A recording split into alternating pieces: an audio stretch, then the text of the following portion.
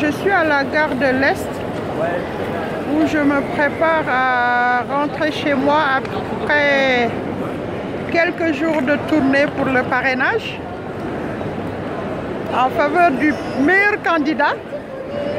Et j'ai pas besoin de m'identifier parce que je sais que je ne passerai pas inaperçu en fauteuil roulant.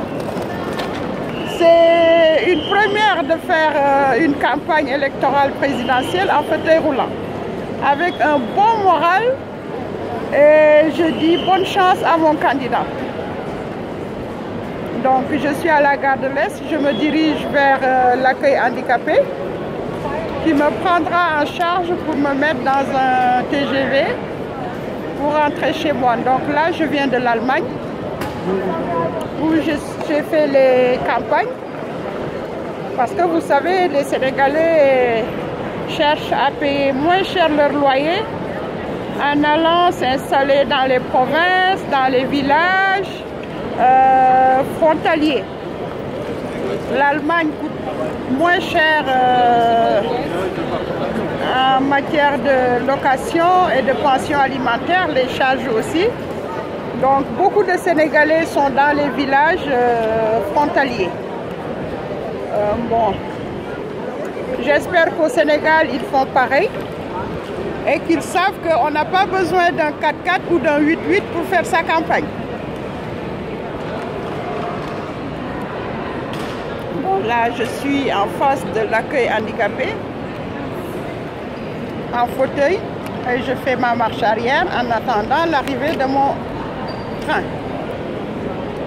Et je souhaite vraiment beaucoup de bonheur et beaucoup de courage à tous les Sénégalais qui veulent travailler, et en attirant l'attention de la jeunesse sénégalaise qu'on n'a pas besoin d'être en 4x4 ou en 8x8 ou en cravate pour faire de son mieux.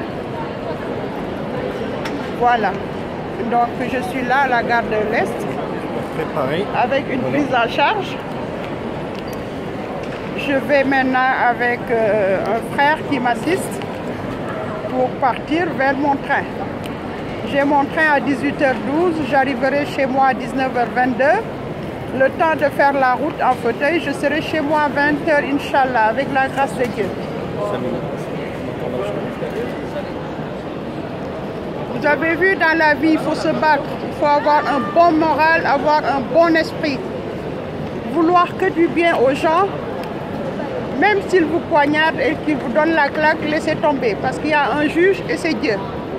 Mais je ne suis pas du tout inquiète pour cette campagne électorale.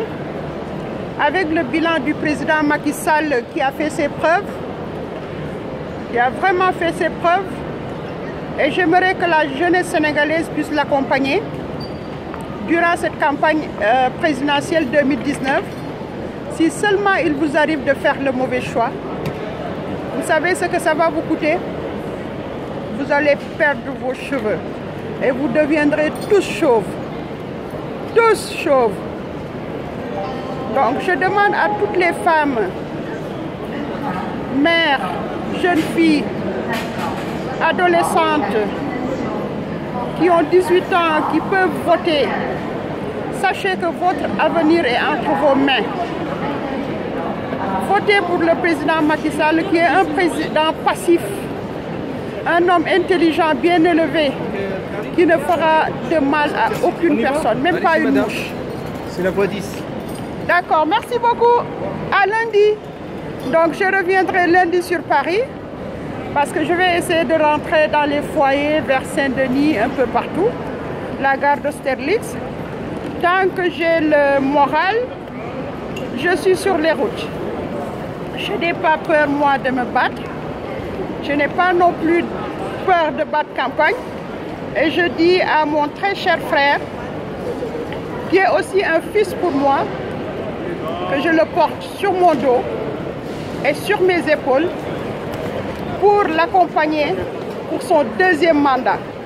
Inch'Allah, je le confie à Dieu et à tous les saints hommes du pays.